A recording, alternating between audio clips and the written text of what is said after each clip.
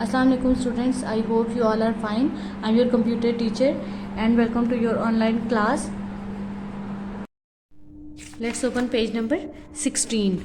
अपने previous lecture में हमने टेबल की फॉर्मेटिंग देखी थी कि टेबल इंसर्ट करने के बाद हम टेबल्स के साथ क्या क्या कर सकते हैं। टेबल में हम new rows and new column add कर सकते हैं। टेबल्स की new row new column add करने के साथ साथ हम डिफरेंट सेल्स को आपस में मर्ज कर सकते हैं और एक सेल को डिफरेंट सेल्स में स्प्लिट भी कर सकते हैं।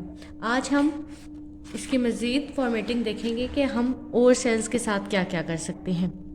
स्टार्ट करते हैं। After entering data in our table you can arrange it in ascending और डिसेंडिंग ऑर्डर, यानी हम जो भी हमने डाटा इंटर किया हुआ है अगर हम चाहें इसको असेंडिंग ऑर्डर में और डिसेंडिंग ऑर्डर में अरेंज करना चाहें तो वो भी कर सकते हैं। अब ये कहाँ से होता है? To do this first select the text then select sort from the data group on the layout tab, यानी ये काम करने के लिए सबसे पहले हमें अपने डाटा को सिलेक्ट करना है और सॉर्ट। अब ये कहाँ है? ये देखें यहाँ पे ये जो ऑप्शन बना हुआ है, जब आप वर्ड खोलेंगे तो कहाँ से डाटा ग्रुप है ये डाटा, और यहाँ पे जो सॉर्ट लिखा हुआ देखें A to Z या Z से A, ये असेंडिंग और डिसेंडिंग ऑर्डर है। हम अपने डाटा को जिस भी ऑर्डर में अरेंज करना चाहें उस ऑर्डर में अरेंज कर सकते हैं। You can change the alignment of the table from the alignment group on the layout, यानी हम अपने टेबल के अलाइनमेंट को भी चेंज कर सकते हैं कि हमने अपने टेबल को अपने जो टेक्स्ट के मिड में रखना है, अपने पेज के मिड में, साइड पे, अब ऊपर बॉटम में, टॉप पे, कहाँ पे रखना है हमने ये इसकी चीज़ को भी हम खुद डिसाइड कर सकते हैं।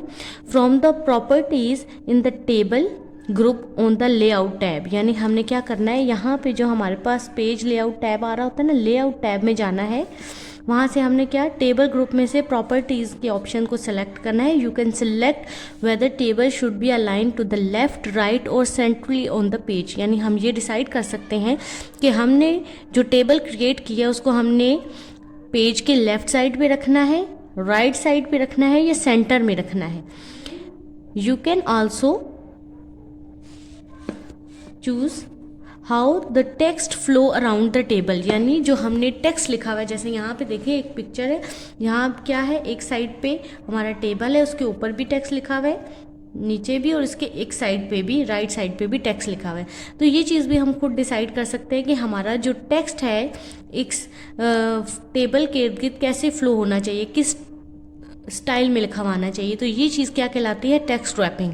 This is called text wrapping. You can also see the size of the table and select border by clicking on the border and shaded button, यानी आपने जो टेबल क्रिएट किया इसका साइज़, यानी आपने कितना बड़ा रखना है, कितना छोटा लिखना है, इसका शेड और इसका बॉर्डर जो है वो किस टाइप का रखना है, ये भी आप इसे डिसाइड करके इसका जो लेआउट है उसको सेट कर सकते हैं। Move to the next page. From the row tab में से ये देखिए यहाँ पे हमारे पास स्प्लिट सेल्स, इंसर्ट, लेफ्ट, यानी ये सारे ऑप्शन है कि हमने कहाँ पे कोई चीज़ इंसर्ट करनी है, ये सारे ऑप्शन हमारे पास है। From the row tab you can change the height of the row, यानी आपने रो टैब से अगर आपने रो की, यानी ये जो रो है हमारे पास बनी हुई, इसकी हाइट चेंज करनी है, यानी इसको थोड़ा चौड़ा करना है, तो आपने क्या करना है, इसकी रो हाइट को बढ़ा सकते हैं, यानी आपके जो बॉक्सेस हैं वो थोड़े बड़े हो जाएंगे।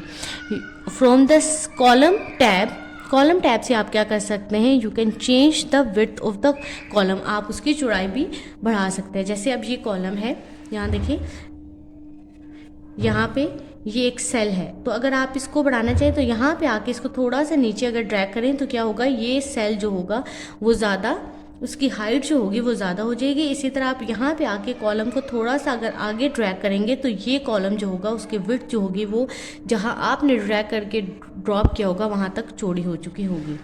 From the cell tab you can change the width of the cell. You can also change the alignment of the text within the cell.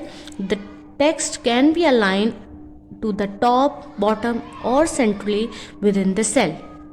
यानी आप क्या कर सकते हैं, जो सेल की, एक सेल की, जैसे पहले हमने रो की बात की और कॉलम की बात की कि पूरे कॉलम की जो है विड्थ हम चेंज कर सकते हैं, एक रो की हाइट चेंज कर सकते हैं, इसी तरह आप एक सेल की जो विड्थ है उसे भी चेंज कर सकते हैं। उसके बाद हमने यहाँ ये पढ़ा है कि जो टेबल के इर्द गिर्द जो हमारा डाटा टेक्स्ट की फॉर्म में लिखा हुआ होता है उसको भी हम जो है अलाइन कर सकते हैं कि उसे हमने टॉप पे रखना है, सेल जो हमारे टेबल क्रिएट हुआ है उसके हमने टॉप पे रखना है डाटा को, या सारे का सारा बॉटम में रखना है, या उसके सेंटर में भी कुछ लिखा हुआ है, या इर्द गिर्द जो डाटा का फ्लो है वो किस टाइप का होना चाहिए।